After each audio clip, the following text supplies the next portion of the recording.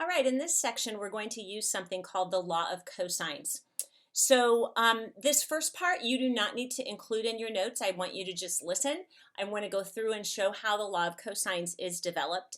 So suppose you have triangle ABC, like you can see here, and we have a height H, which remember the height forms a right angle with the base, and you can see it's labeled H. And we have sides measuring A, B, and C with lower cases for the sides. Notice that lowercase a is opposite angle A, like we've seen before. And now we're going to have this perpendicular height, and we're going to call this part D. And notice they say that side DC has a length of X, which means that if the whole base is A and this portion of it is X, then this other side has to be A minus X. And we're going to use the Pythagorean theorem and the definition of the cosine ratio and show how angle C and sides A, B, and C are related. So first thing we're going to do is we're going to apply the Pythagorean theorem just to the triangle that's on the left. So this portion here. So notice if we take C squared, which is the hypotenuse squared, equals A minus X quantity squared plus H squared. So all that is the Pythagorean theorem with the triangle on the left. Then the next step, if we expand A minus X quantity squared, that just means multiply it out, A minus X times A minus X, you could FOIL it, you could put it in a box, you get A squared minus 2AX plus X squared, and then we already had plus the H squared, so that's the next step.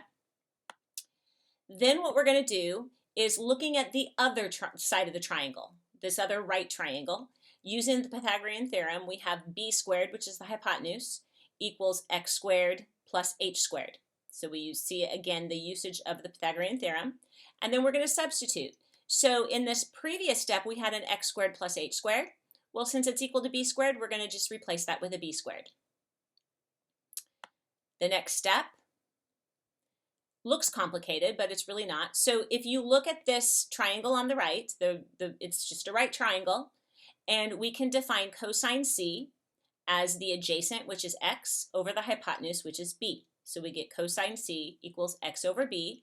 If you multiply both sides by B, you get that X equals B cosine C. So over here, we're going to replace the X with a B cosine C instead. In the next step, you're just simplifying this. So A squared, moving the B squared here, so A squared plus B squared, minus 2AB times cosine C, and this actually right here is the law of cosines. Notice that now there's no X, there's no H. It's all just in terms of this outer triangle with the A, B, and C for the angles in the sides. Now, we could have picked, let me go back here, we could have picked maybe from angle B and dropped a perpendicular height to this other side. So we didn't have to pick from that particular angle. And so if you changed that around, you could get any of these three formulas for the law of cosines. You'll want to write these down, so you might want to pause this and write them down. Now, as long as you know one of them, because I want you to notice the pattern. Notice that if you're solving for side A, then you're going to involve cosine of angle A. Notice solving for side B, you have cosine of B. Solving for side C, you have cosine of C.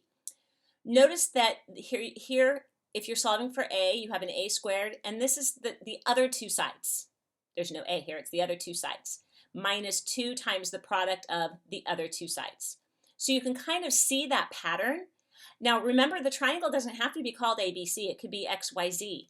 It could be DEF. It can be anything you want to call that triangle. So don't get locked in to the A, B, and C. You want to focus on the relationship of the sides and the angle. All right, so we're going to go ahead and do some examples.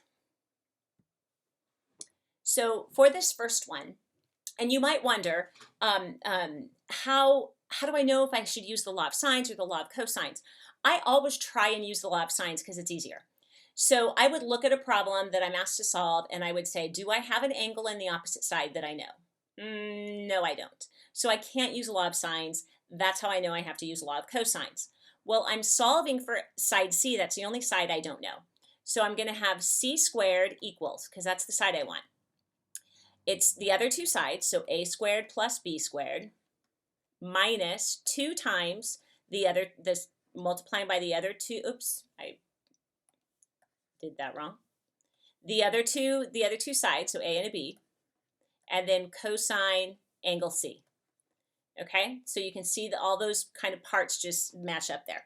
So then you can plug stuff in. So c squared is what we're solving for. A squared is 7 squared plus b is 10 minus 2 times 7 times 10 times cosine of angle C, which is 73 degrees.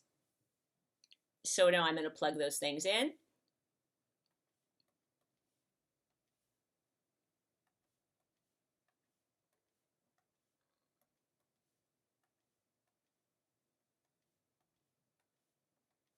And when I do, I get that c squared is 108.1 approximately, but I need the square root of that. This is a common mistake people make. They forget to square root it. So I get that c is about 10.4. So that's this side here. Now, remember, solving the triangle means you find all the missing parts. I am also missing 2 angles that I don't know. Now, you'll only use the law of cosines once in a problem. After you've done that, now I notice I have an angle and its opposite side. So I can use the law of sines now. So sine of 73 over 10.4, and I know this is rounded, but that's all right. And I'm going to solve for sine A. I'm going to find angle A first, and the opposite side is 7. So that means sine A, I'm going to multiply 7 times sine 73, just doing a cross product, divide by 10.4, and I get sine A is 0.6437 approximately, but I have to find A, so I'm going to use inverse sine. So second, and then you want to do inverse sine, and recall what you just did. So I get that angle A is about 40.1, or I'm just going to call this 40 degrees since they have this to the nearest degree. So this is about 40 degrees. Now to get angle B, I don't even have to do either one of these. I don't need trig. I just need to use the fact that the angles add up to 180. So I add those up and subtract from 180, and I get 67 degrees. And now I've solved the triangle and found the other 3 missing parts. So notice I only use the law of cosines one time, then I use the law of sines to find one of the other angles, and then I use the fact that the angles all add up to 180. Okay, what I'd like you to do now is go ahead and try this problem. So pause the video and try the problem, and then I'll show you the answers. Okay, so you should have gotten these 3 answers. I didn't show all the work, but this one was just like the previous one. So hopefully you're okay on that. If not, you can always send me an email or a comment, and I will help you with that if you need help. Okay, notice on this example it's a little different because I have 3 sides and I don't know any of the angles. So you can actually pick which angle that you want to solve for. I'm going to go ahead and solve for angle A. Okay, so that means I'm going to use the formula a squared equals b squared plus c squared minus 2bc cosine A. And I'm going to fill in what I know. So I know A is 9, so I get 9 squared. B is 7, so I have 7 squared plus 12 squared minus 2 times 7 times 12 times cosine of A. And I have to solve for cosine of A. So what I'm going to do first is I'm going to just kind of simplify this part over here. I'm going to subtract 7 squared and 12 squared. So if I have 9 squared minus 7 squared minus 12 squared, I get negative 112 equals negative, I'm going to go ahead and multiply the 2 times 7 times 12. I get negative 168 and then we have cosine A. Okay, so I multiplied the 2 times 7 times 12. It's negative because there was a negative sign right here. So next I would divide both sides by negative 168. So when I do that,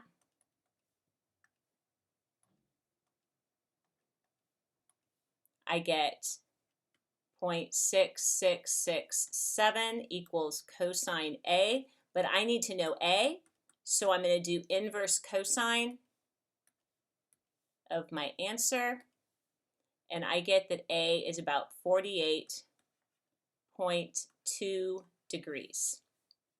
I'm just going to do 48. Make life a little easier for us. So it's about 48 degrees.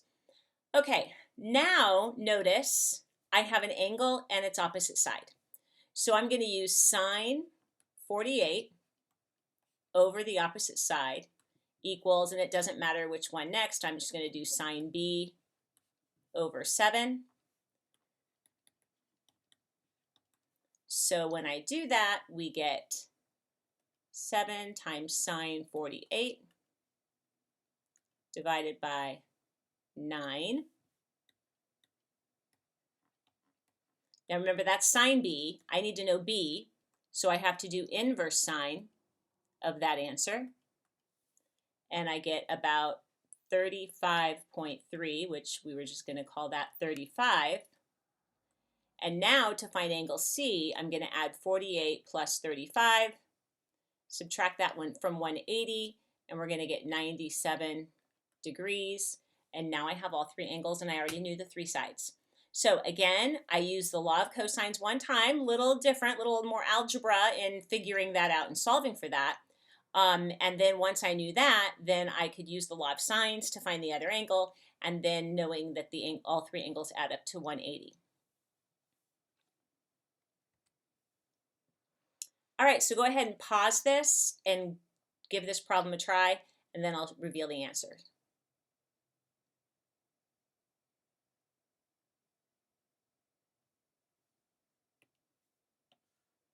Okay, so you should have gotten this information right here. Look, they forgot the degree symbol right here. Should have degrees. So if you have any questions, now always double check. Notice that angle A is 14 degrees. That's the smallest angle, and it's opposite the smallest side. And the angle C is 124 degrees. Notice that that is opposite the longest side. So that's a really quick check to kind of give you an idea if you have done these correct or not. What I want to show you, you know, that last problem we did had a lot of complicated algebra, and that's going to happen every time you have the three sides known and you have to try and find one of those angles, and you have to do that. So when that's the case, you can actually take a formula and let's solve this formula for A. Or actually, let's solve for cosine A. And then if we do that, then we would have a formula we could use for the situation when you know the three sides. So it's always kind of a nice thing to be able to take a formula. That's what makes math so powerful, is you can take a formula and you could do some algebra and rearrange it and create this new formula that could come in handy. So that way, instead of redoing the math every time, we would have a formula to use. So I'm going to go through the same steps that I did. Remember, the first thing I did was subtract b squared and c squared. So I'm going to end up with a squared minus b squared minus c squared equals negative 2bc cosine A. So that was the first step that I did. You can look back if you need to at that previous problem. Next, I need to get rid of this negative 2bc, so I'm going to divide by negative 2bc. So if I cancel that out, and now notice that I have this new formula, cosine A equals a squared minus b squared minus c squared over negative 2bc. So what this allows me to do is now, if I had triangle ABC and I knew the three sides, I could plug the three sides into my new formula and then do inverse cosine and find the angle. Now, what if this had been cosine B? Do you know what would fill in here? Notice that it starts with the same letter. So that means the b squared is going to go first. Then it's going to be minus one of the other sides, minus one of the other sides. So I'm just going to do it in alphabetical order. And then the denominator is going to be negative 2. And notice this was a BC. This is going to be an AC. And then for the last one, if you were solving for angle C instead, you start with a C squared. Then it's going to be minus the other two. So minus A squared minus B squared all over negative 2AB. So I didn't have to go through and redo it all. So these are formulas you could use when you know the three sides, but no angles. That's good to know. Okay, on this next example, it's a word problem, but look, they even gave you the pictures. A helicopter flies 55 miles from its base at point C to an accident at point B, and then 35 miles from there to the hospital at point A. Angle B equals 42 degrees. How far will the helicopter have to fly to return to its base from the hospital? So we're just trying to find this side here, and let's call it B because it's opposite of angle B. So notice that I don't have an angle on the opposite side. So we're going to have, we're solving for B. So I have B squared equals, now again, it doesn't even matter what you call these. As a matter of fact, well, just to make the point, it's just the other two sides. So it's 35 squared plus 55 squared minus 2 times 35 times 55 times cosine of 42 degrees. Now, you might look at that and go, but wait a minute, you put the 35 first and that's C. You did C squared plus A squared and the formula says A squared plus, it doesn't matter because you're adding this, the square, you're finding the other two sides, the squares of the other two sides. So that order doesn't matter. And it didn't matter here either because the addition is commutative and so is multiplication.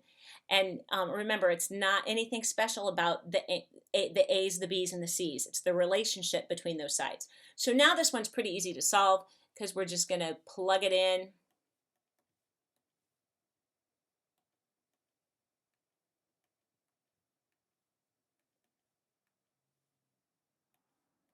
I feel like I have to keep talking when I'm typing, but I can't because I'll mess up.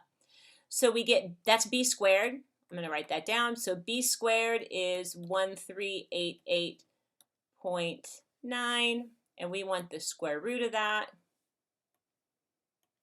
So we get that B is about 37.3, and this would be miles because it's a word problem. So you want to make sure that you are including that. Okay? And this time we don't have to solve for the angles because we were only asked to find this missing side. Okay, so I think that's all you need to know for your lesson. For today's assignment, you just have watched this video and take notes, so now you're going to be uploading those notes.